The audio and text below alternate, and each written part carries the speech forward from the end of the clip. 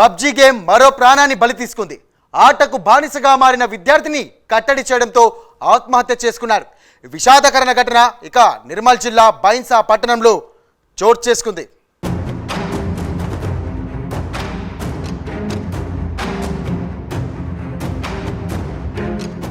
హైదరాబాద్లోని మౌలాలి ప్రాంతానికి చెందిన బేతి సంతోష్, సాయి ప్రజా దంపతులు గత కొంతకాలంగా భైంసాలో నివాసముంటూ వ్యాపారం చేస్తున్నారు.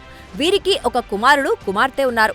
కుమారుడు బేతి రిషేంద్ర హైదరాబాద్లోని భాష్యం స్కూల్లో 9వ తరగతి పూర్తి చేసుకుని 10వ తరగతిలో చేరాల్సి ఉంది. అయితే బేతి రిషేంద్ర గత కొంతకాలంగా పబ్జీ గేమ్కు బానిసగా మారాడు. ఇదే క్రమంలో చదువుపై నిర్లక్ష్యం చేసి 10వ తరగతి కోసం పాఠశాలకు వెళ్లకుండా ఇక్కడే ఉండిపోయాడు.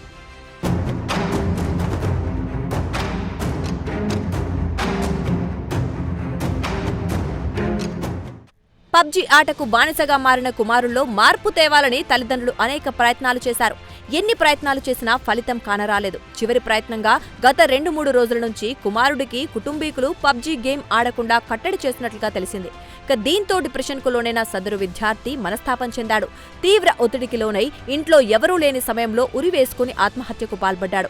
ఈ మేరకు పోలీసులు కేసు నమోదు చేసుకుని దర్యాప్తు చేస్తున్నారు. తన కుమారుడి మరణం పట్ల తండ్రి ఆవేదన వ్యక్తం చేస్తున్నాడు. నిన్న మా అబ్బాయి చనిపోయాడు due to addiction of the PUBG. The main cause is only the PUBG.